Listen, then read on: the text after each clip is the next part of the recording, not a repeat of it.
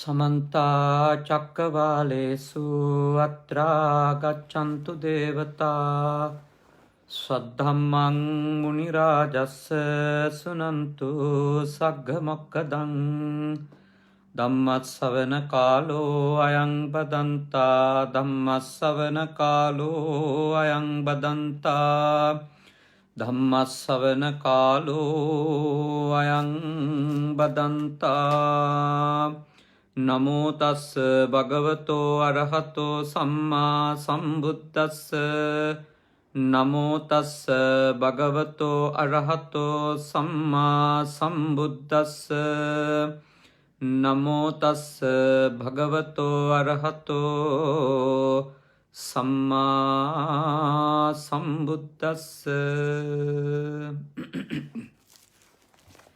कारुणिक श्रद्धाकामी පිංගුතුනි අපේ පිංගත් පිරිස සාමාන්‍යයෙන් අපි ජපානයේ වෙලාවෙන් රෑ 7ට තමයි ධර්මානුශාසනාව පටන් ගන්නෙ. නමුත් ටිකක් වේලාසනින් මේ දේශනාව ආරම්භ කරන්නට අප කල්පනා කළේ විශේෂයෙන්ම මෙල්බර්න් නුවර ජීවත් වෙන පිංගත් පිරිසක් අරමුණු කරගෙන මේ සද්ධර්ම දේශනාව සිද්ධ කරන නිසා යත්තන්ට දැන් රාත්‍රී 8 පහු වෙලා තිබෙන නිසාවෙන් අපි කල්පනා කළා ටිකක් වේල පහෙන් මේ දේශනාව ආරම්භ කරන්න. නමුත් ලංකාවේ ඉඳන් මේ දේශනාවට ඇහුම්කම් දෙන පිරිසට නම් තාම සවස් යාමය තාම සන්ධ්‍යා යාමය උදා වෙලා නැහැ. කොහොම වුණත් මේ උතුම් පින්කම අද සිත කරන්නේ මෙල්බර්න් නුවර පදිංචි හිතේෂා සහ කනක හේරත් කියන පින්වත් මහත්ම මහත්මීන්ගේ ඉල්ලීම අනුව අරමුණු කරනවා සොහයුරියගේ දියණියන් වන පෙබරවාරි මාසයේ උපන්දිනය යෙදුණු හිරංගා ගලප්පත්ති පුංචි දුවට ආශිර්වාද කරන්නටත් හිරන්‍යා ගලප්පත්ති දියණියට ආශිර්වාද කරන්නත් ඒ දියණිවරු දෙපළකට ඒ දරුවොත් මෙල්බර්න් වල ජීවත් වෙන්නේ. ඒ වගේම ලංකාවේ ජීවත් වෙන සොහයුරෙකුගේ පුතුණුවන් තෙනුක් හේරත් පුංචි පුතට ආශිර්වාද කරන්නටත් ඒ වගේම සුජීවත්ව සිටින දෙදෙනාගේ ආදරණීය අම්මලා තාත්තලා ජිනදාස ගමගේ හේමා ගමගේ ජයසේකර හේරත් පද්මිනී හේරත් කියන ආදරණීය දෙමව්පියන්ට ආශිර්වාද කරලා ඒ වගේම නමින් මිය ගියපු සියලුම ඥාති හිත මිත්‍රාදීන්ට පින් අනුමෝදන් කරලා තමයි මේ උතුම් පින්කම සිද්ධ කරන්නේ. අපිට මේ පින්කම ඒ සදහවත් පිරිස වෙනුවෙන් සිද්ධ කර දෙන ලෙස ආරාධනා කර සිටී අපි ඊටාම සමීප වාශ්‍රේ නිශ්‍රේ කරන අප එක් අවස්ථාවක ඔස්ට්‍රේලියාවට මෙල්බර්න් වලට වැඩම කරවලා විශාල ධර්ම ප්‍රචාරක මෙහෙවරක සිදු දායකත්වයේ ගත්ත ඒ විතරකුත් නෙමෙයි හැමදාමත් පුද්ගලිකව සොහයුරෙක් ලෙස මා පිළිබඳව කැපවීමෙන් කටයුතු කරන අපේ නීල් රණතුංග මහත්මාණන් තමයි මේ පින්කම සඳහා අපිට ආරාධනා කරලා ඒ තමන්ගේ පවුලේ කල්යාණ මිත්‍රයින් වෙනුවෙන් මේ පින්කම සිද්ධ කරලා දෙන්නට කියලා ඉල්ලා සිටියේ. ඉතින් අපි තාම සතුටු වෙනවා මේ හිතේෂා මහත්මියත් කනක හේරත් මහත්මාණනුත් මේ උතුම් පින්කම සඳහා දායකත්වය අරගෙන බොහෝම ශ්‍රද්ධාවෙන් මේ පින්කම සූදානම් කිරීම ගැන එයත්න්ගේ බලාපොරොත්තු ඇත්තටම හරි වටින දෙයක්. තමන්ගේ සහෝදර සහෝදරියන්ගේ දරුවන්ට ආශිර්වාද කිරීමනේ කොච්චර වටිනවද ඒක. එකගේ කළ යුතු දෙයක්. තමන්ගේ ජීවිතයට ආශිර්වාදයක් සිතක් ශාන්තියක් ප්‍රාර්ථනා කරනවා වෙනුවට තමන්ගේ සොහයුරියගේ තමන්ගේ සොහොයුරාගේ ඒ දරුවන්ට සෙත් පතන්ට කියලා තමයි ආරාධනා විධි මූලිකව සිහිපත් කරලා තියෙන්නේ. ඒ ජන්මදින සමරලා තියෙන පුංචි දුවා දරුවන්ට ඒක හරි වටින දෙයක්. අපි අගය කරනවා අලුත් පරම්පරාවේ ඇත්තෝ මේ විදියට තමන්ගේ සහෝදර සහෝදරියන් එක්ක දැන් ආවාහ විවාහ වෙලා වෙන්ව හිටියත් මේ විදියට ඒ දරුවෝ ගැනත් හිතන හොඳ පුංචි අම්මා කෙනෙක් වෙන එක, හොඳ මාමා කෙනෙක් වෙන එක, හොඳ බාප්පා කෙනෙක් වෙන එක ඒවා අපේ සංස්කෘතියේ පවත්වා ගත යුතු ඉතාම හොඳ දේවල් ලෞකික ජීවිත ගෙවන අයට, ඒ වගේ දුවා දරුවන්ට හොඳ මාමලා ඉන්න එක, නැන්දලා ඉන්න එක, පුංචි අම්මා කෙනෙක් ඉන්න එක, බාප්පා කෙනෙක් ඉන්න එක, ඒක හරි වටිනවා. ඒකෙන් ලොකු සෙතක් ඒ දරුවන්ගේ ජීවිතවලට සලසන්න පුළුවන්. සමහර වෙලාවට අම්මා එක්ක කියන්නේ නැති දෙයක්, තාත්තා එක්ක කියන්නේ නැති දෙයක්, හොඳ සම්බන්ධකමක් තියෙන මාමා කෙනෙක් එක්ක, පුංචි අම්මා කෙනෙක් එක්ක, බාප්පා කෙනෙක් එක්ක දරුවෙක් බෙදා හදා ගන්න පුළුවන්. ඉතින් අපි තාම සතුටු වෙනවා ඒ පින්වත් අය මේ විදියට පින්කමක් සිද්ධ කරලා ඒ දරුවන්ට සෙත් පතන්නට කල්පනා කරපු එක. පින්වතුනි, අද මේ දේශනාවේදී මා ඔබත් එක්ක සාකච්ඡා කරන්නේ තාම වටින සූත්‍ර ධර්මයක්. මේ සූත්‍ර ධර්මයේ සුභාසිත ජය සූත්‍රය. කොහොමද සුභාසිතයෙන් ජය ගන්නේ කියලා වදාළ දෙසුමක්. හැබැයි මේක පැරණි කතාවක්. බුදුහාමුදුරුවෝ දේශනා කරනවා මේ දේශනාව ආරම්භයේදීම මේ අනේපිඬු සිටුතුමාගේ ජේතවනාරාමේ භාග්‍යවතුන් වහන්සේ වැඩ ඉන්න කාලේ තමයි මේ දේශනාව සිද්ධ කරලා තියෙන්නේ. සංයුත්ත නිකායේ සක්ක සංයුත්තේ තමයි මේ සූත්‍රය අන්තර්ගත වෙන්නේ. ඉතින් භික්ෂුන් වහන්සේලා අමතලා උන්වහන්සේ සඳහන් කරනවා මහණෙනි පෙර වූවක් කියමි. ඒ කියන්නේ පෙර සිද්ධ වෙච්ච කතාවක් කියනවා කියලා. මේ සක්‍ර දේවේන්ද්‍රයා ඇතුළු සුරයෝ සහ වේපචිත්ති කියන අසුරේන්ද්‍රයා ඇතුළු අසුරයෝ අතර සිද්ධ වෙච්ච සාකච්ඡාවක කතාවක් තමයි බුදුහාමුදුරුවෝ මේ දේශනාවේදී පෙන්වලා දෙන්නේ. දැන් කෙනෙකුට හිතෙන්න පුළුවන් මෙහෙම, ඔය දෙවියෝ ගැන කතා, අසුරයෝ ගැන කතා, ඕවා බුදුදහමේ තිබුණට ඕවා පැරණි ಭಾರತೀಯ සමාජෙ තිබිච්ච කතාන්තර කියලා වෙන්න ඇති සමහර විට. මේවා ಭಾರತೀಯ ජන විශ්වාස අතර මෙවැනි කතා අනිවාර්යෙන්ම තියෙන්නට ඇති. මෙවැනි කතා තියෙන්නට ඇති අනිවාර්යෙන්ම ಭಾರತೀಯ ජන විශ්වාස අතර. ඒක මං විශ්වාස කරනවා. ඒක වෙන්න පුළුවන්. සමහර විට එවැනි කතාන්තර භාග්‍යවතුන් වහන්සේ සමහර කරුණු පැහැදිලි කරන්නට උපමා විදියට ගත්තා වෙන්නට පුළුවන්. ඒකත් වේ හැකි. හැබැයි බුදුදහමේ මෙහෙම දෙවිවරු පිළිබඳව, අසුරයෝ පිළිබඳව සිද්ධ කරපු දේශනා අන්තර්ගත වෙනවා. දෙවිවරු පිළිබඳව, අසුරයෝ පිළිබඳව, ප්‍රේත කොට්ටාස පිළිබඳව සිද්ධ කරපු දේශනා තේරවාදී ත්‍රිපිටකයේ, තේරවාදීන් පිළිගන්න ත්‍රිපිටකයේ මුල් නිකාය ග්‍රන්ථ පහේම මේ වගේ තොරතුරු අපට දැකගන්නට පුළුවන්කම තිබෙනවා. දැන් මේ කතාවන්හි තිබෙන සත්‍ය අසත්‍යතාවයට වඩා අපට සමහර කතාවක තිබෙන පණිවුඩය හරිම වැදගත් එකක් වෙන වෙලාවල් තියෙනවා. ඉතින් මේ සුභාසිත ජය සූත්‍රයේ සිද්ධ වෙන කතාව ගත්තොත් බුදුහාමුදුරුවෝම දේශනා කරන මේක පැරණි කතාවක්. පෙර සිද්ධ වෙච්ච දෙයක්. සමහර විට එය ජනයා අතර ඇවිල්ලා ඒක ඒ කතාවක් විදියට ඒ සමාජ සාකච්ඡා වෙච්ච එකක් වෙන්න පුළුවන්.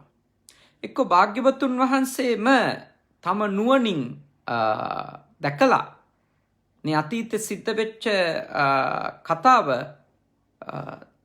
උන්වහන්සේ භික්ෂූන් වහන්සේලාට දේශනා කළා වෙන්නට පුළුවන්. ඒ දෙකම තියෙනවා. ඒ තිබිච්ච කතාවක් උපමාවට අරගත්ත වෙන්න පුළුවන්. භාග්‍යවතුන් වහන්සේ දැනගෙන ඉඳපු අනිත් අය දන්නේ නැති.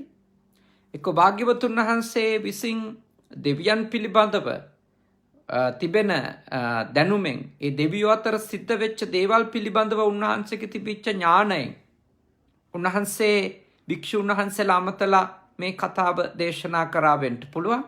ඒ ඕන එකක් විය හැකි දේවල්. අපිට ඊටාම වැදගත් මේ කතාව ඇතුලේ අපිට ලැබෙන හොඳ ලස්සන පණිවුඩයක්. අන්නේ පණිවුඩේ තමයි මම ඔබට විග්‍රහ කරගන්නට ඔබට තෝරලා දෙන්න උත්සාහ කරන්නේ මේ ධර්මානුශාසනාවේදී. එතනදී වෙන්නේ මෙහෙමයි. දැන් දෙවියෝ අසුරයෝ අතර යුද්ධයක් හට ගන්නවා. එතකොට හැබැයි මේක හරි අපූරුයි. සුභාසිතයෙන් ජය ගැනීම ලබන එක්කෙනා තමයි මේක ජයග්‍රාහකයා කියලා වේපචිත්ති අසුරීන්ද්‍රයා අසුර ප්‍රධානියා කියමුකෝ. ඒ අසුරයෝ අතර ප්‍රධානියා වේපචිත්ති කියන එයා සක්‍ර දේවේන්ද්‍රයාට කියනවා හොඳයි සුභාසිතයෙන් ජය ගන්න කෙනාට තමයි ජයග්‍රහණි කියලා වේපචිත්ති කියනවා. සක්‍ර දේවේන්ද්‍රයාත් කියනවා ඔව් සුභාසිතයෙන් ජය ගන්න එක්කෙනාට මේකෙදි ජය අත් වෙන්න දෙනවා. හැබැයි ඒ වෙලාවේ දෙවියෝයි අසුරයෝයි දෙගොල්ලම එකතු වෙලා තීරණයක් ගන්නවා දැන් මේක විනිශ්චය කරන්න කණ්ඩායමක් ඕනේ කියලා. විනිශ්චයකාරවරු ටිකක් ඒ කියන්නේ මේ සුභාසිතයෙන් ජය ගන්න මේ වාදයෙන් ජය ගන්න පාර්ශවය කවුද කියලා බලන්න මධ්‍යස්ථ කණ්ඩායමක් පත් කරනවා. විනිශ්චය මණ්ඩලයක් පත් කරනවා. එතකොට එහෙම පත් කරාට පස්සේ වේපචිත්ති අසුරේන්ද්‍රයා කියනවා මේ පළමුවෙන් ඔබතුමාගේ අදහස් පළ කරන්න කියලා සක්‍ර දේවේන්ද්‍රයාට. සක්‍ර දේවේන්ද්‍රයා කියනවා නෑ ඔබතුමා පළමුවෙන් අදහස් පළ කරන්න කියලා. ඒ වෙලාවේ වේපචිත්ති අසුරේන්ද්‍රයා කියනවා මෙහෙම වලකන්නෙක් ඉඳින් නොවන්නේ නම් අඥානයෝ බොහෝ සෙයින් වෙනසෙන්නාහුය. එහෙයින් නුවණැත්තේ දැඩි වූ දණ්ඩනයෙන් අඥානයා වලකන්නේය. මොකද්ද කියන්නේ?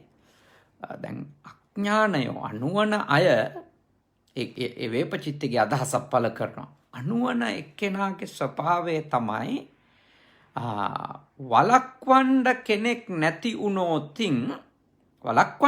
නැති වුණොතින් අනිවාර්යෙන්ම විනාශයට යනවා අනුවනයෝ. ඒ නිසා නුවණැත්තෙක් නම් කරන්න ඕන දැඩි ලෙස පහර දීලා හිංසා කරලා දණ්ඩනයට ලක් කරලා අඥානය වළක්වන්න ඕනි කියලා කියනවා. එතකොට ඒකට සක්‍ර දේවේන්ද්‍රයා කියනවා අපූරු කතාවක්. දැන් මේ කතාව ඇහුවට පස්සේ අසුරයෝ අත්පොලසන් දෙනවා. හරි අපූරු කතාවක් කිව්වේ බොහොම හොඳ තර්කයක් ගෙනාවේ කියලා වේපචිත්ති ගේ ගාථාව අහපු අසුරයෝ සතුටු වුණා කියලා මේ කතාවේ තියෙනවා. ඊළඟට දෙවියෝ නිහඬ වුණාලු මේ කතාව අහලා. ඊළඟට සක්‍ර දේවේන්ද්‍රයා මේ විදියට කියනවා ඔහුට සතුරා ඉතා කිපියහු දැන යමෙක් සිහි ඇත්තේ සංසිඳේද මම මේ සංසිඳීම අඥානයා වැළකීම යයි කියමි. අන්න දැන් වේපචිත්තිගේ අදහස උනේ අඥානය වළකන්න නම් දඬුවම හිංසනයෙන් තමයි මේක කරන්න පුළුවන්. අඥානය බේරගන්න පුළුවන් වෙන්නේ කියලා. හැබැයි සක්‍ර දේවේන්ද්‍රයා කියනවා ඊට වඩා වෙන අදහසක්. මොකක්ද? සතුරෙක් කිපිලා ඉන්න වෙලාවේ එයාව ඒ සතුරා කිපිය වෙලාවේ කෝපයෙන් ඉන්න වෙලාවේ යම් කිසි කෙනෙකුට සිහිය තියේ නම් ඒකෙන් තමයි යාට බේරෙන්න ගැලවෙන්න තියෙන ක්‍රමය කියලා සක්‍ර දේවේන්ද්‍රයා කියනවා. දැන් බලන්න මේ අදහස් දෙකනේ.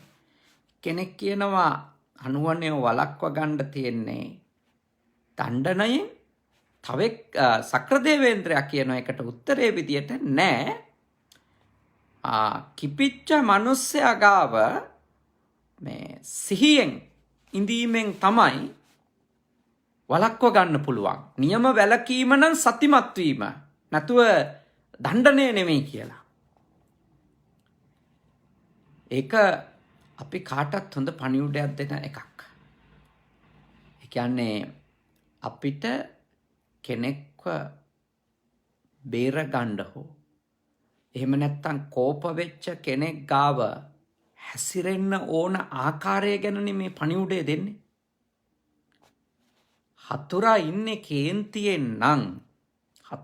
කේන්තියෙන් නම් ඒ වෙලාවේ හතුරට පහර දෙන එක තමයි හොඳම ක්‍රමය කියලා අසුරයොන්ගේ අදහස වුණාට සක්‍රදේවේන්ද්‍රයාගේ අදහස වෙන්නේ නැහැ.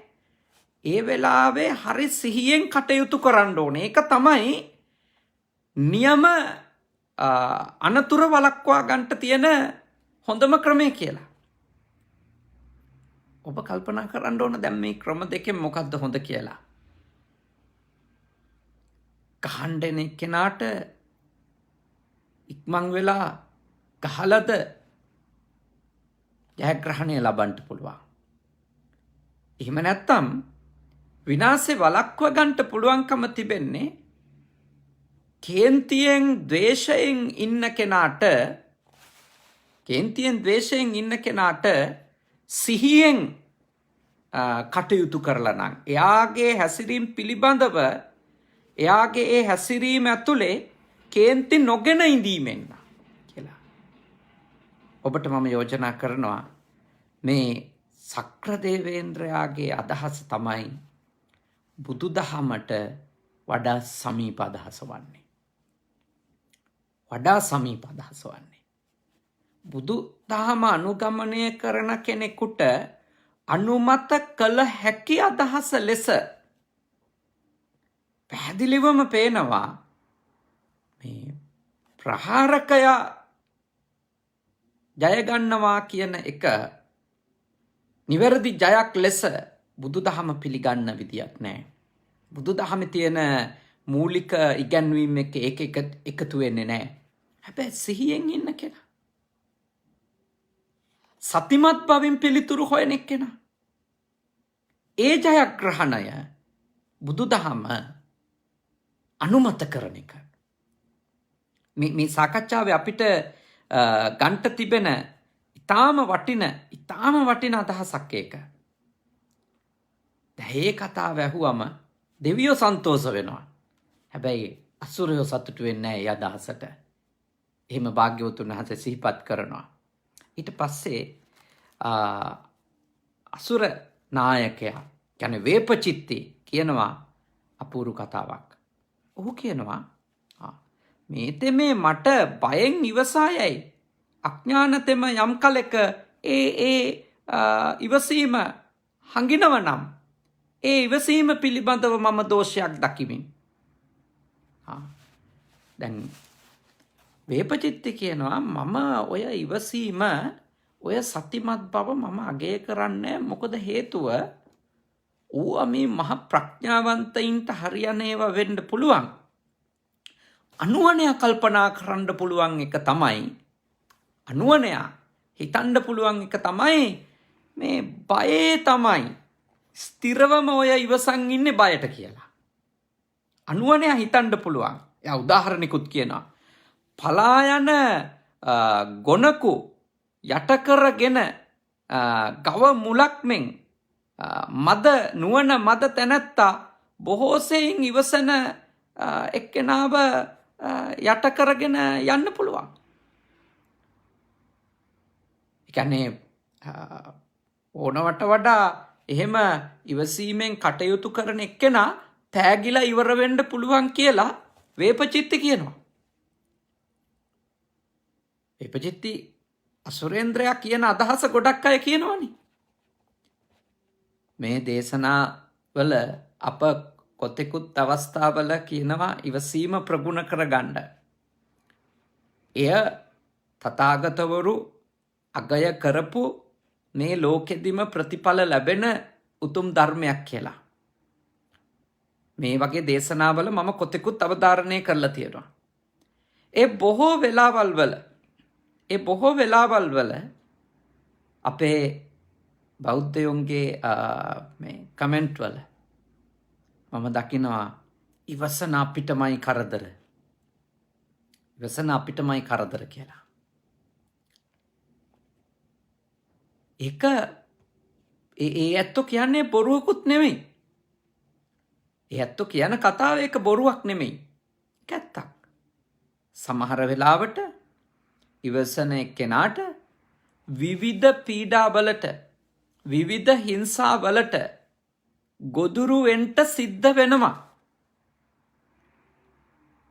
ඉවසීමෙන් ඉන්නවා කියලා තේරුණාම අර කව රැලක් ඇවිල්ලා ගොනෙක් යට කරගෙන යනවා වගේ ඉවසන එක්කෙනා බය වෙලා ඉන්නේ දැන්. ඒකයි ඔය ඉවසන්නේ, ඒකයි ඔය සිහියෙන් ඉන්න හදන්නේ කියලා යට කරගෙනම පීඩා කරගෙනම හිංසා කරගෙනම යන්න පුළුවන්. එහෙම අවස්ථා වේපචිත්ති අසුරේන්ද්‍රයා කියන කතාවේ සත්‍යක් නැතුව නෙමෙයි. ඒක විය හැකි එකක්. ඒක විය හැකි එකක්. ඒක ගොඩාක් වෙලාවට මේ අඥානයින්ගේ ලෝකය කල්පනා කරන්නේ එහෙම තමයි. අනුවණයා කල්පනා කරන්නේ ඉස්සෙල්ලා ගැහුවොත් දිනන්න පුළුවන්. ගහන එක්කෙනාට ගැහුවේ නැත්තම් එහෙම ඒ බයට කොන්ද නැතිකම. දැන් මේ වේපචිත්ති කියන කතාව මේ ඇතුලේ අපේ සමාජය කියන කතා ටික තමයි තියෙන්නේ. ඉවසන එක්කෙනාට කියන්නේ කොන්ද නෑ වගේ. පෞරුෂයක් නෑ වගේ. හරි පර්සනැලිටි එකක් තිබුණා නම් ඔහොම හැසිරෙයිද? අනින්න එපා මූණට දෙකක්. ඔහොම පුළුවන්ද? ඔහොම හිටියොත් ඔළුව උඩින් වාඩි වෙයි. එතකොට ඉවසන එක්කෙනා සම්බන්ධව අඥානයින්ගේ අදහස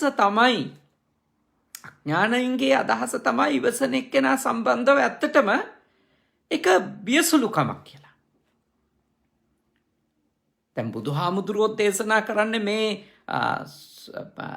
සක්‍රදේවේන්ද්‍රයාගේ වේපචිත්ති අසුරීන්ද්‍රයාගේ සංවාදය අතීත කතාවක් කියලානේ.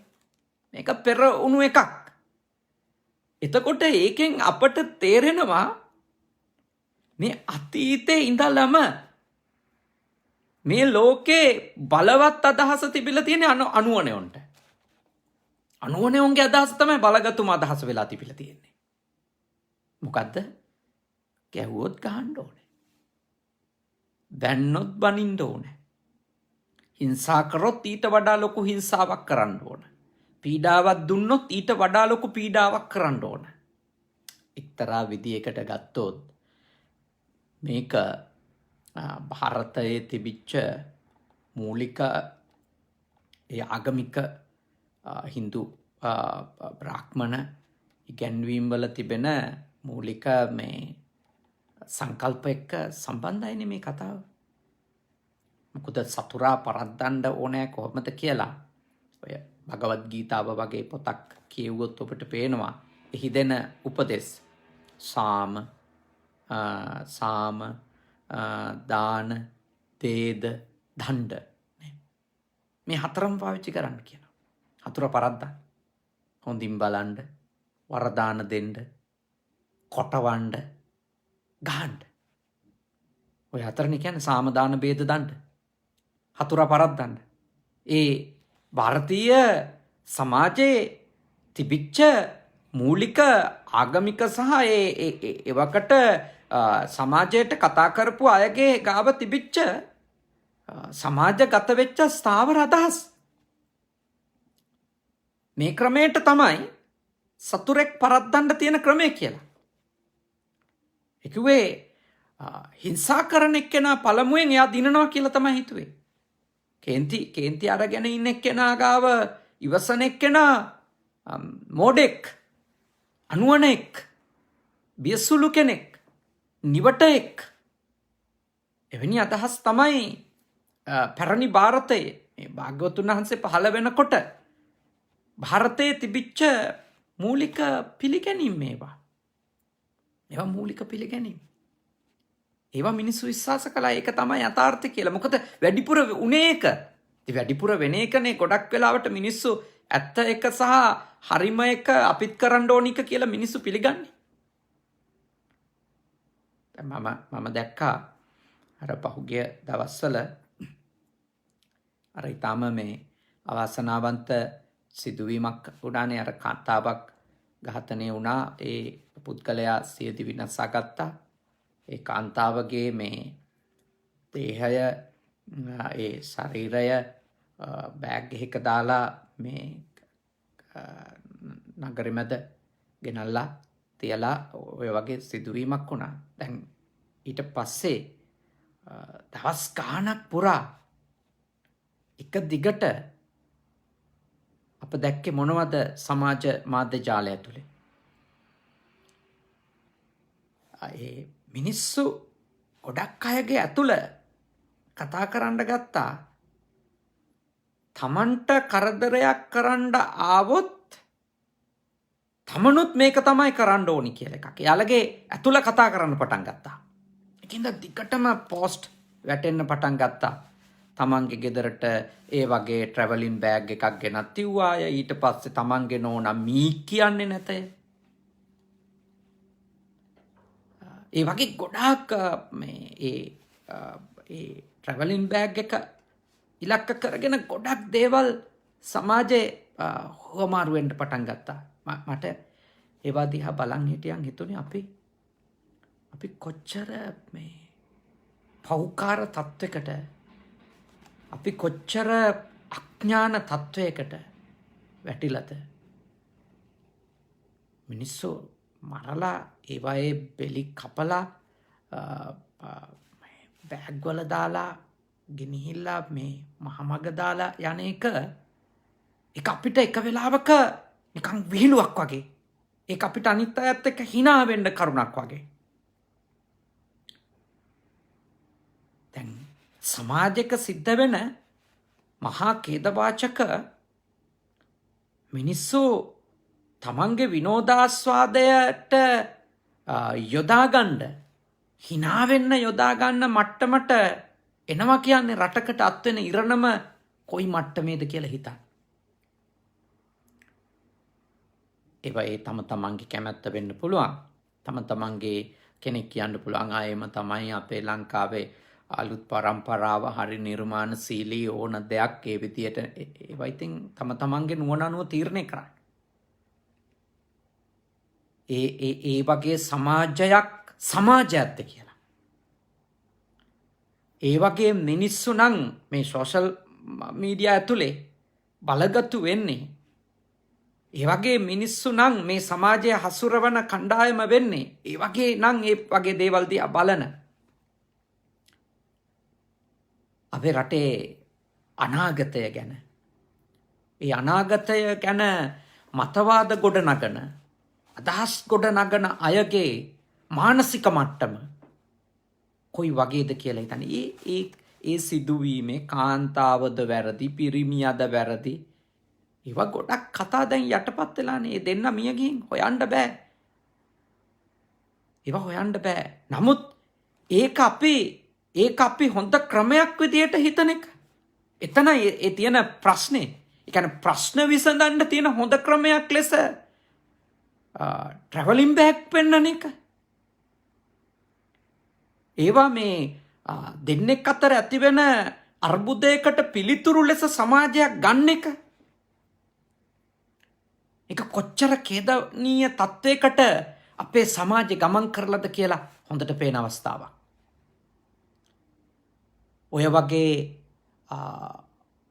අමානුෂික තත්වයන්, ඔය වගේ අවාසනාවන්ත සිද්ධි කවුරු වැරදි වුණත්, ස්ත්‍රිය වැරදි වුණත්, පිරිමියා වැරදි වුණත්, දෙන්නම වැරදි වුණත්, මේවා මහා අවාසනාවන්ත සිද්ධි. ඔය වගේ සිද්ධිවලට ඉස්සර අපේ සමාජයේ ඇත්ත වශයෙන්ම අපි පුංචි කාලේ මතකයි ඔය වගේ අපරාධ වුණාම, හිංසන ඝාතන වුණාම කවිකොළ ලිව්වා. ඔය වගේ කතා මිනිස්සු අඬා ඒ කවිකොළ කියුවේ. ඒවැතුලේ උත්සාහ කළා තව අපරාධයක් වෙන එක, ඒ වගේ අපරාධ එක නවත්තන්න යමක් ගෙනියන්න. ඒ වගේ අපරාධ වළක්ව ගන්න යම් පණිවුඩයක් දෙන්න. අපේ සමාජයේ ගොඩක් ලොකු අනතුරකට ගමන් කරමින් ඉන්න බව මේව දිහා බලනකොට පේනවා මේ සමාජයේ මේවා මෙච්චර සැහැල්ලුවටද ගන්න කියන එක. ඉතින් මේ කතාවේ අපිට පෙන්නලා දෙන දේ තමයි ඒ අසුරයෝ කියනවා ඉවසුවොත් කේන්ති ගත්තු කෙනෙක් ගාව ඉවසුවොත් ඉවසන මිනිහා බයගුල්ලෙක් කියලා, බියසුල්ලෙක් කියලා, මෝඩෙක් කියලා, පෞරුෂයක් නැති කෙනෙක් කියලා සලකනවා. එහින්ද ඉවසිල්ල හරි උත්තරයක් නෙවෙයි කියලා. ඉවසන්න ගියොත් ඉවසන මිනිහා තමයි පරදින්නේ කියලා. එනිසා මේ තමයි එදා සමාජෙත් බහුතරය පිළිගත්තු අදහස. අදත් බහුතරය පිළිගන්න අදහස. හොඳ මිනිහට ඔක්කොම වරදිනවා. ඒ නිසා හොඳ වෙලා වැඩක් නැහැ. යහපත්ව හිටියොත් ඔක්කොම වරදිනවා. ඒ නිසා යහපත් වෙලා වැඩක් නැහැ. ඉවසුවොත් ඔක්කොම වරදිනවා. ඒ නිසා ඉවසල වැඩක් නැහැ. ඔය වගේ අදහස් සමාජය අතීතේ ඉඳලම අනිවාර්යෙන්ම සමාජය තුළ බලගතුව තිබිලා තියෙනවා. අදත් තියෙනවා. අද මං හිතන්නේ පෙරටත් වඩා මේ අදහස් බලවත් වෙමින් තියෙනවා. මොකද හේතුව මානසික තරඟ වැඩි. තමන්ගේ ගෙවල් ගාව ලොකු තට්ටු ගෙවල් හැදෙමින් තියෙනවා. මිනිස්සු හිතනවා මේවා මේ නිත්‍යානුකූල සල්ලි වලින් හදපුවා නෙමෙයි. මේ වැරදි පාරෙන්ම සල්ලි හොයලා හදපුවා වෙන්න ඇති. අපි මේ වගේ චූටි ගෙදරක ඉන්නේ. අපි හරියට ඉන්නේ ගිහිල්ලා. අපි නිත්‍යානුකූලව ඉන්න ගිහිල්ලා. එහෙම මිනිස්සු හිතමින් තියනවාද? මිනිස්සු එහෙම කතා කරමින් තියනවා. ඒ වගේ අදහස් මිනිස්සු පළ කරමින් තියනවා. ඒ විතරක් නෙමෙයි. සදාචාර සම්පන්නව ඉන්න එක, යුක්තිගරුකව ඉන්න එක, නීතිගරුකව ඉන්න එක. මිනිස්සු කල්පනා කරමින් තිබෙනවා තමන් කරන වැරද්දක් කියලා. ඒ ගැන රටක් විදියට, සමාජයක් විදියට අපි ඇත්තටම කනගාටු වෙන්න ඕන. අපේ සමාජයේ මිනිස්සු එහෙම හිතන්න පටන්ගෙන තියෙන එක ගැන. කාට හරි උදව් කරපු මිනිස්සු දැන් කල්පනා කරනවා මම උදව් කරා ඔක්කොටම, ඒත් මට මුකුත් හරි ගිහිල්ලා නැහැ. ඒ හින්දා මම මොකටද තවත් උදව් කරන්නේ? මිනිස්සු කල්පනා කරලා තියෙනවා මම යහපත්ව හිටියා, ඒත් මට හරි ගිහින්නේ නැහැ. අයහපත්ව ඉඳපු ඔක්කොටම හරි ගිහිල්ලා කියලා. මිනිස්සු අනිත් අයගේ සාර්ථකත්වය මතුපිට කාරණා ටිකකින් මනිනවා. මනිමින් ඉන්නවා. ඒගොල්ලොන්ට තියෙන කාරක දිහා බලලා, ගේ ප්‍රමාණි දිහා බලලා, අඳින ඇඳුම් දිහා බලලා කල්පනා කරන අති සාර්ථකයි කියලා. ඒ නිසා අර ඕනම ආවේගයක් එන තෘෂ්ණාවේ වහලෙක් වීම, ඊර්ෂ්‍යාවේ වහලෙක් වීම, ක්‍රෝධයේ වහලෙක් වීම, වෛරයේ වහලෙක් වීම, අසත්පුරුෂකමේ වහලෙක් වීම, ඒ මනෝභාවයන්ගේ වහලෙක් වෙලා කටයුතු කරන එක තමයි ජීවිතේ ජයගන්න තියෙන ක්‍රමය කියලා හිතන තැනට අපේ සමාජයේ පත්වෙමින් තියෙනවා. මේ අතීතේ ක්‍රිස්තු පූර්ව 6 වන සියවසටත් එහා තිබිච්ච සංකල්පයක් තමයි අදත් බලගතු සංකල්පයක් වෙලා තියෙන්නේ. මම ඔබට යෝජනා කරනවා ඒක අතීතේ ඉඳලා තිබුණ වෙන්න පුළුවන් එහෙම මිනිස්සුන්ට අදහස්. ඒත් ඒක බෞද්ධයෝ වන අපිට නිවන අරමුණු කරගත්ත අපිට, සසරින් නිදහස් වීම අරමුණු කරගත් අපිට, මෙලොව පරලොව විශ්වාස කරන අපිට, කරන හොඳ නරකවල විපාක අපිට ලැබෙනවා කියලා විශ්වාස කරන අපිට ඒ ධර්මයට එකඟ වෙන්න බෑ. කොහොමද අපි එකඟ වෙන්නේ? ලෝකයේ ප්‍රඥාවන්ත මිනිස්සු ඒ ධර්මයට එකඟ නැහැ. ප්‍රඥාවන්ත නුවණැති මිනිස්සු කවුරුක්වත් බුද්ධ ආගමේ නුවණත් නුවණැති මිනිස්සු ඒ ධර්මයට එකඟ නැහැ. අනුවණයෝ විතරයි. අඥානයෝ විතරයි. නිවැරදි දර්ශනයක් නැති මිනිස්සු විතරයි වෛරයට වෛරෙන් උත්තර දෙන්න ඕන කියලා හිතන්නේ. ක්‍රෝධයට ක්‍රෝධයෙන් උත්තර දෙන්න ඕන කියලා හිතන්නේ. ද්වේෂයට ද්වේෂයෙන් උත්තර දෙන්න ඕන කියලා හිතන්නේ. ඉස්සෙල්ලම පැන්න ගමන් ගැහුවොත් තමයි දිනන්න පුළුවන් කියලා හිතන්නේ.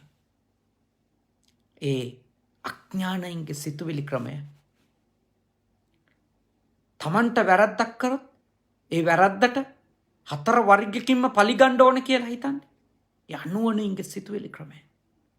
ඒ සිතුවිලි ක්‍රමයට අපි බලවත් වෙන්න දෙන්න හොඳ නැහැ සමාජේ. ඒ හිතන ක්‍රමවේදය සමාජේ නැති කරන්න අපි පුළුවන් තරම් අපේ දැනුමෙන් මිනිස්සුන්ව බලගතු කරගන්න ඕන. මිනිස්සුන්ව පොහොසත් කරන්න ඕන. මොකද නැත්තම් මේ සමාජ මිනිස්සු හිතනවා මොන ප්‍රශ්නටත් උත්තරේ ට්‍රැවලින් බෑග් එක කියලා. ඒකෙන් තමයි සමාජ ප්‍රශ්න වලට උත්තර කියලා. වෙලි කපලා පාර දිගේ අරන් යන එක කියලා. එහෙම ප්‍රශ්නවලට උත්තර නැති බව සමාජයේ තහවුරු කරවන්න ඕනි. සමාජයේ තහවුරු කරවන්න ඕන. නැත්තම් මේ ආශිර්වාද කරන ළමයින්ට මේ චූටි ළමයින්ට ආශිර්වාද කරනවානේ. ඒගොල්ලෝ ලොකු වෙනකොට ඒගොල්ලොන්ට ඉන්න වෙන්නේ මිලේච්ඡයෝ ජීවත් වෙන ලෝකෙක. අපි ඒවට ඒ වගේ අදහස් වලට සාදු කිව්වොත් අපි ඒ වගේ හිංසාකාරී අඥාන අදහස් වලට අනුමැතිය දුන්නොත් සතුට පළ කරොත් අපි ඒවට කැමති කියලා ඒව තව ප්‍රචාරණය කළොත් මතක තියාගන්න අපි කරන්නේ ඊළඟ පරම්පරාවට ප්‍රශ්නයක් කතා කරලා විසඳ ගන්න සමාජයක් හදන්න යනවා වෙනුවට ඉවසීමෙන් ප්‍රශ්නයක් විසඳ ගන්න සමාජයක් නිර්මාණය කරලා දෙනවා වෙනුවට අපි සිද්ධ කරන්නේ මොකද්ද? ඕන දෙයකට පොල්ලක් කරන් කැත්තක් කරන් කඩුවක් කරන් තුවක්කුවක් කරන් යන සමාජයක් නිර්මාණය කරන එක. ඒක නොවිය යුතුයි. ලෝකෙ කිසිම රටක ඒක නොවිය යුතුයි. මේ දුර්ලභ මනුෂ්‍ය ආත්මය පුළුවන් තරම් අවබෝධයෙන් ශිෂ්ටත්වයෙන් ප්‍රඥාවෙන් දියුණු තත්ත්වයට පමුණුවා ගන්නටයි අපි මනුෂ්‍ය වර්ගයාට උදව් කළ යුත්තේ. එහෙම නැතුව ම්ලේච්ඡත්වයට අශිෂ්ටත්වයට අශීලාචාරකමට පත්වෙන්න අපි අනුබල නොදිය යුතුයි. මං අපේ තරුණ දූල පුතාලගෙන් ඉල්ලා සිටිනවා. ඔබලා ගොඩක් මේ සමාජ මාධ්‍ය ආශ්‍රය නිශ්‍රය කරනවා. මේ වගේ අපරාධ විහිළුවක් කරගන්න එපා. මේ අපරාධ විහිළුවක් නෙමෙයි. මේක ඊළඟට ඔබේ ගෙදරට එන්න පුළුවන්.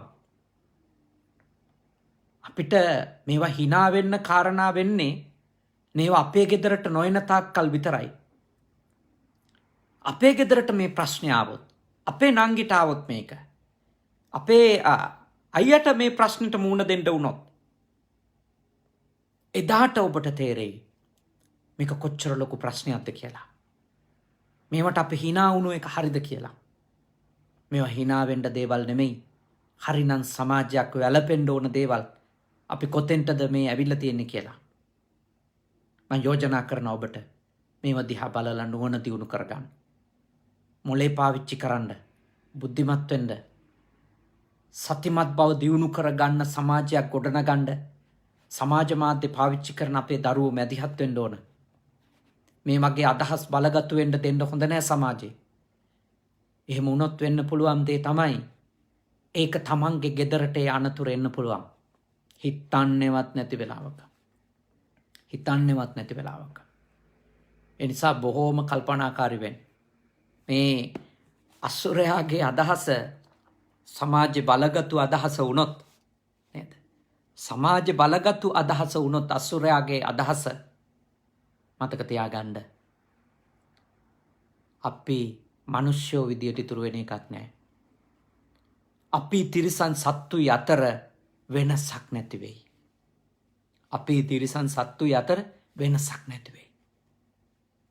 මම දැක්කා අද ප්‍රවෘත්තිවල ඉන්දියාවෙත් අසල්වැසි රටේ මේ වගේම තාත්තා කෙනෙක් දුව කියන දේ අහන්න නැතුව ප්‍රේම සම්බන්ධයක් පවත්ව ගත්තා කියලා තාත්තා කෙනෙක් බෙල්ල කපාගෙන දූගේ පොලිසියට අරන් යනවා. මතක තියාගන්න. ඒ තත්ත්වයට අපේ රට වැටෙන්න දෙන්න හොඳ නැහැ. අපේ ආසියාතික සමාජයේ තිබෙන මේ පරිහානිය වළක්වන්න නම් ප්‍රඥාවන්ත මිනිස්සු ඉස්සරහට ඇවිල්ලා මේ සමාජයේ වැරද්ද නිවැරද්ද තෝරලා දෙන්න ඕන. කතා කරන්න ඕන. ඒ මිනිස්සුන්ගේ ඒ හඬ මේ සමාජ බලගතු හඬ කරගන්න ඕන. නැත්තම් මොලේ නැති මිනිස්සු, බුද්ධියක් නැති මිනිස්සු, දුරදිගක් කල්පනා කරන්නේ නැති මිනිස්සු තමන් මැරිලා යයි. හැබැයි ඊට පස්සේ ඉන්න මිනිස්සු මූණ දෙන ප්‍රශ්නේ ගැන අබමල් රේණුවකටවත් හිතන්නේ නැති මිනිස්සු ඕන දෙයක් කරයි. ඕන දෙයක් කරයි. ඒ නිසා මම ඔබට යෝජනා කරනවා වේපචිත්ති අසුරින්ද්‍රයා කියන අදහස, ඒ අදහස සමාජ බලගතු අදහස නොවිය යුතු එකක්. සමාජ ප්‍රබල අදහසක් බවට ඒ අදහස පත් නොකළ යුතු එකක් කියලා මම ඔබට යෝජනා කරනවා. දැන් බලන්න. ඒ වෙලාවේදී හරි සන්තෝෂයටපත් වෙනවා අසුරයෝනේ. අසුරයෝ බොහොම සතුටු වෙනවා මේ වේපචිත්ති අසුරේන්ද්‍රයා කියන කතාව අහලා දෙවියෝ නිශ්ශබ්ද වෙනවා. හැබැයි සක්‍ර දේවේන්ද්‍රයා ඒ වෙලාවේ කියනවා මෙහෙම, හරි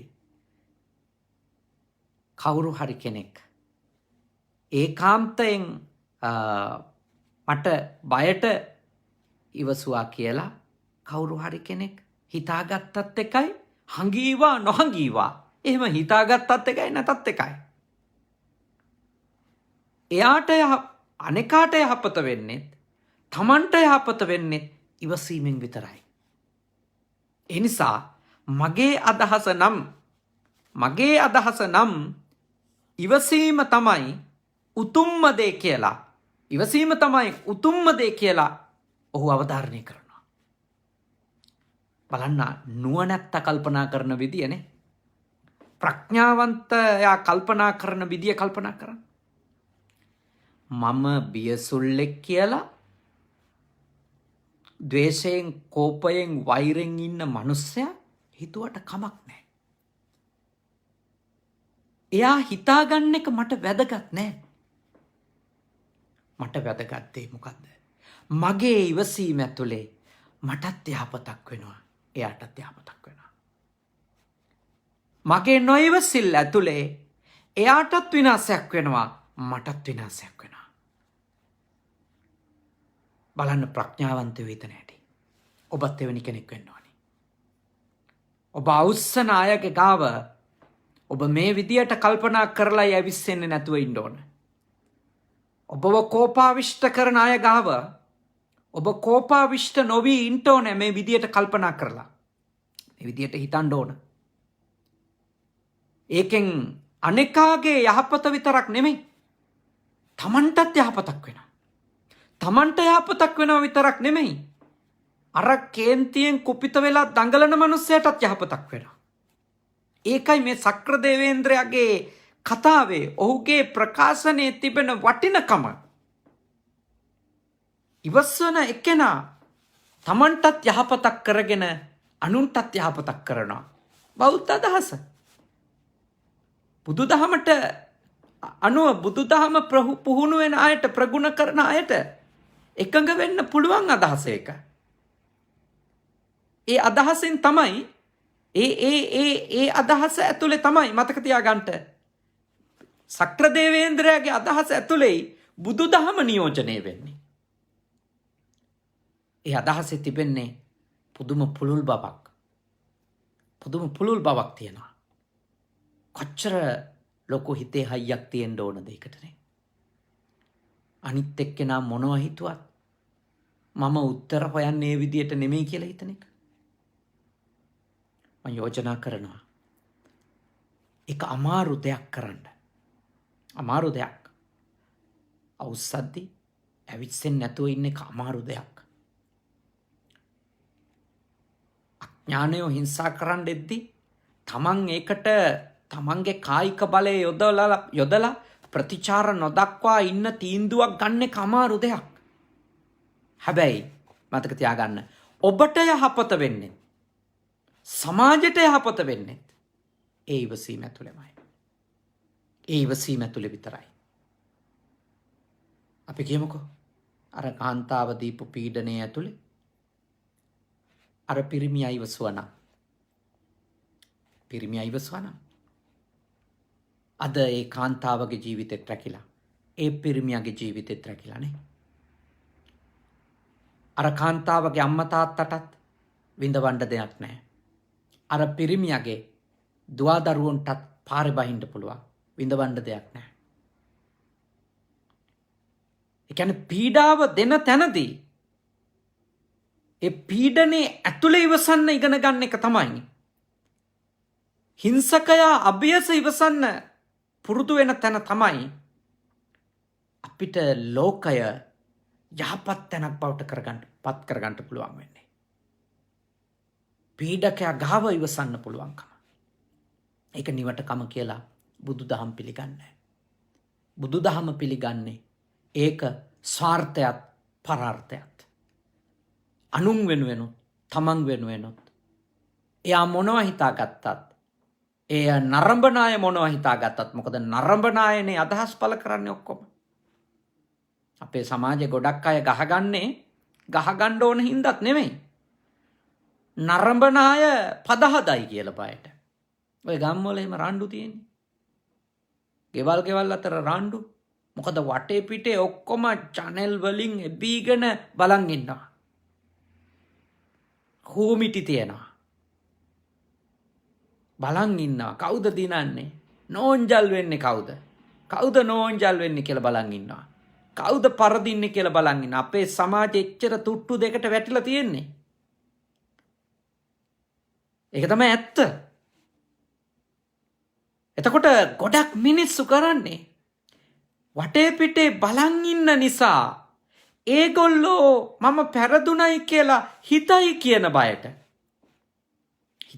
බයට ඒගොල්ලෝ ගිල්ලක් ගැටුම් හදා ගන්නවා. හිංසා කරනවා. මරා ගන්නවා. අන්තිමට අනුනුත් විනාශ කරලා තමනුත් විනාශ වෙනවා. මම යෝජනා කරනවා සමාජයේ ඔබගේ ඉවසීම ගැන කියන කතාව වැදගත් නෑ. ඔබ බුද්ධිමත්ව කල්පනා කරන්න. ඔබ ප්‍රඥාවන්තව කල්පනා කරන්න. මගේ මේ හැසිරීමෙන් මට වෙන හානිය, මගේ පවුලේ අයට වෙන හානිය, මගේ දුවා දරුවන්ට වෙන හානිය, මගේ පරම්පරා ගානකටම වෙන අවමානය, මගේ පරලොවට වෙන හානිය, මගේ මෙලොවට වෙන හානිය,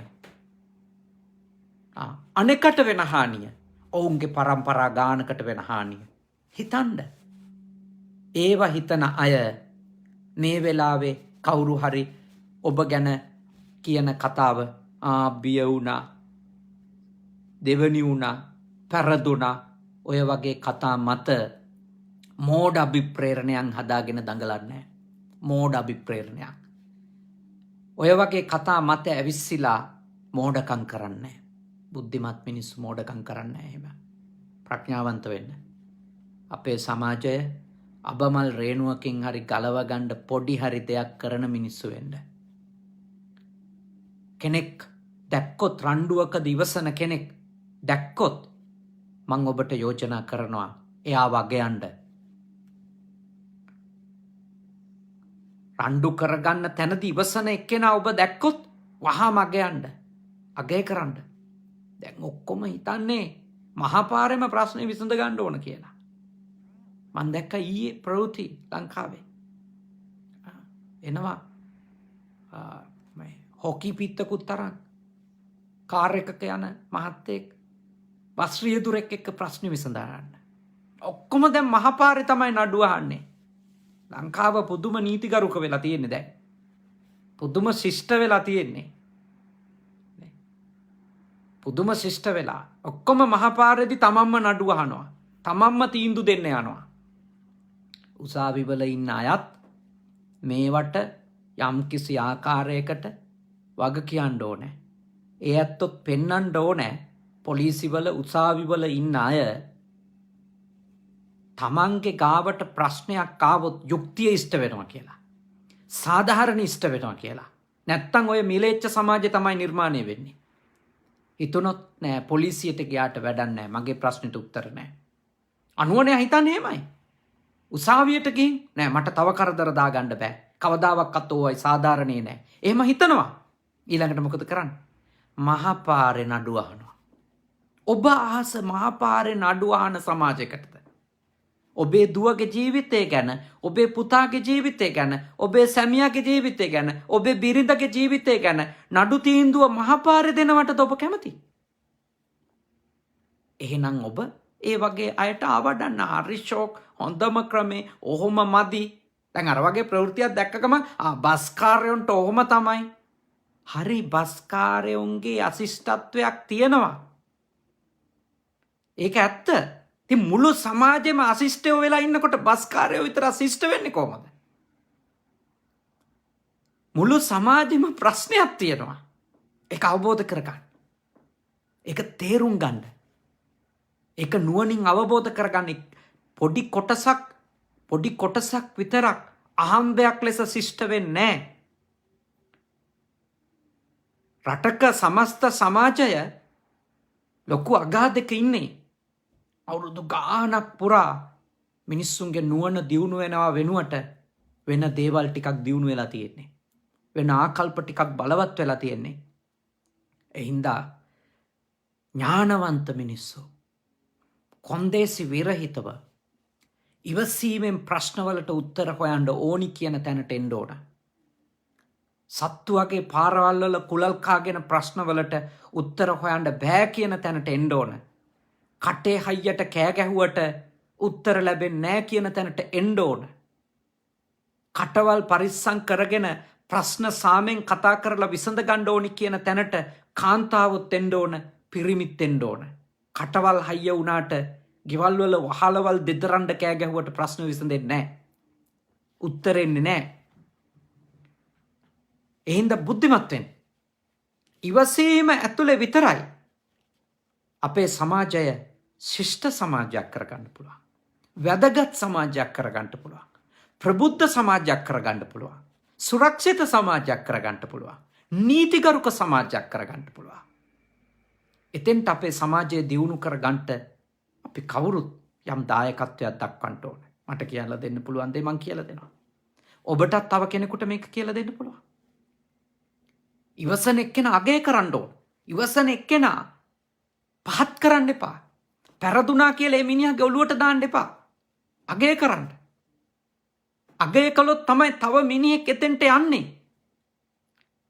ඉවසපු මිනිහා පැරදිච්ච නෝන්ජලෙක් විදියට සමාජගත කළොත්, නොයිවසපු මිනිහා වීරයෙක් කළොත්, මතක තියාගන්න අපේ සමාජේ තව ඉස්සරහට යන්න සත්තුන්ට වඩා අන්ත සමාජයක් වෙනවා. සත්තු ඊට වැඩිය ශිෂ්ටව ඉඳී. එනිසා බුද්ධිමත් වෙන්න. හොඳට කල්පනා කරන්න කියලා මම ඔබට යෝජනා කරනවා. බලන්න සක්‍රදේවේන්ද්‍රය අන්තිමටම කියනවා මෙහෙම. යමකු ඒකාන්තයෙන් බලවත් වූයේ දුබලයාට ඉවසාද එය උතුම්ම ඉවසීමයයි කියත් දුබල තෙමේ නිතර ඉවසයි. හරි ලස්සනම අදහස. වටිනම අදහසේ සාකච්ඡාවේ. මොකද්ද? දුබලයෝ කොහොමත් ඉවසනවා. බලය නැති වුණාම අපි ඉවසනෝනේ. ලොකු මිනිස්සු ගාව කොහොමද මිනිස්සු ඔළුව නමන් ඉන්න හැටි? බලගත්තු අය ගාව කොහොමද ඔළුව නමන් ඉන්න හැටි? කොහොමද වචනයක් කතා නොකර බලවත් අය ගාව ඉන්න හැටි? ඒ දුර්වලකම කොහොමත් ඉවසන එකක්. දුර්වලයෝ කොහොමත් ඒගොල්ලෝ කොහොමත් ඔළුව නමන් ඉන්නවා. කලබල වෙන්නේ නැහැ දුර්වල වෙලාවේ. හැබැයි ඉවසීම කියන්නේ මොකද්ද? මෙතන මේ සාකච්ඡාවේ අවධාරණය කරන සැබෑ ඉවසීම කියන්නේ තමන්ට දෙයක් කරන්න පුළුවන්කම තියෙද්දි නොකර ඉන්න එක. තමන්ට හිංසාවක් කරන්න පුළුවන්කම තියෙද්දි හිංසා නොකර ඉන්න එක. තමන්ට පීඩාවක් දෙන්න පුළුවන්කම තියෙද්දි පීඩාවක් නොදී ඉන්න එක. තමන්ට අනිත් එක්කෙනාට කරදර කරන්න පුළුවන්කම තියෙද්දි කරදර නොකර ඉන්න එක. ඒක තමයි නියම ඉවසීම. නියම ඉවසීම. බලවත්ම ඉවසීම ඒක. බලය තියෙන කෙනාගේ ඉවසීම. දුබලයාගේ ඉවසීම නෙමෙයි සැබෑ ඉවසීම. බලවත් කෙනාගේ ඉවසීම. ගෙදර යම් වෙලාවක බිරිඳ බලවත් කියන්නකෝ. ආර්ථිකයෙන් බලවත්, දරුවන්ගේ වැඩ ඔක්කොම යාගේ අතේ තියෙන්නේ. ඊට කඩන් වල බලය ඔක්කොම තියෙනවා කියන්නේ. එතනදී බිරිඳ ඉවසුවොත් එයාගේ ඉවසීම තමයි නියම ඉවසීම. ඒ ටික සැමියාට තියෙන වෙලාවේ සැමියා බොහෝම ඉවසීමෙන් බිරිඳකගේ, දරුවෙකුගේ, තමන්ගේ යැපෙන අයගේ යම්කිසි ආකාරයක හැසිරීමක් ඉවසීමෙන් කතා කරලා විසඳන කෙනෙක් වුණොත් එයා ශ්‍රේෂ්ඨ මිනිසෙක්. එයා ශ්‍රේෂ්ඨ ගැහණියක්. මොකද බලය තියෙද්දි ඉවසනවා. කරන්න දෙයක් නැති නිසා නෙමෙයි. පුළුවන්කම තියෙද්දි. පුළුවන්කම තියෙද්දි ඉවසනවා. ඒ ඉවසීම තමයි සැබෑම ඉවසීම. ඒකයි මේ සක්‍ර දේවේන්ද්‍රයා සහ වේපචිත්ති අසුරේන්ද්‍රයා අතර තියෙන සංවාදයනේ. සංවාදයේ තිබෙන වටිනම අදහස් මේවා.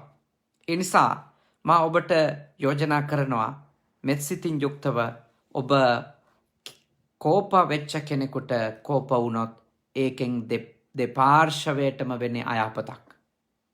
ඒක මේ දේවතාව අවධාරණය කරනවා.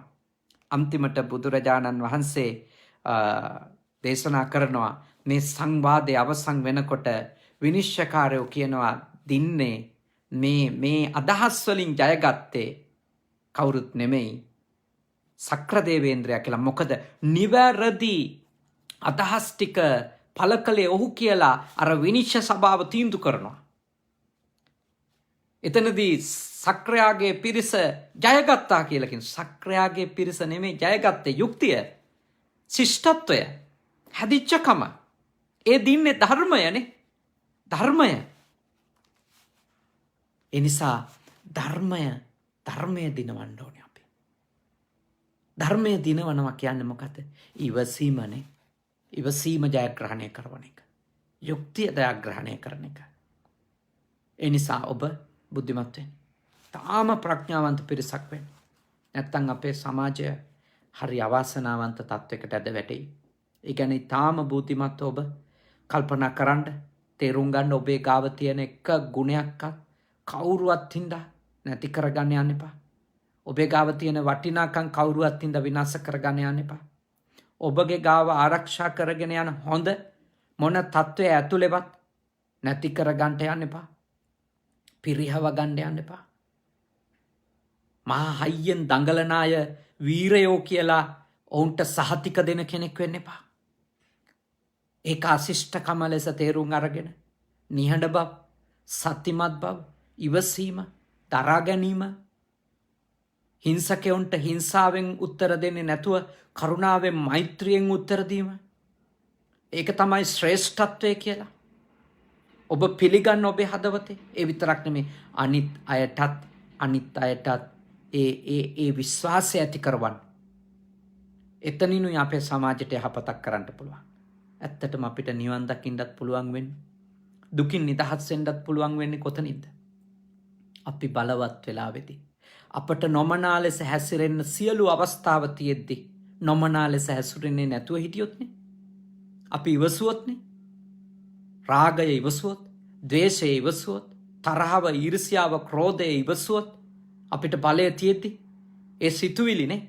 ඒ සිතුවිලි අපි හොඳට ඉවසීමෙන් පාලනය කළොත්, හික්මෙව්වොත්, මතක තියාගන්න අපේ සමාජය හොඳ තැනකට ගේන්න විතරක් නෙමෙයි අපිට නිවන් මඟ සාදා ගන්නටත් එය ගොඩාක් උපකාරවත් වෙන පුහුණුවක් බවට අනිවාර්යයෙන්ම පත්වෙවි.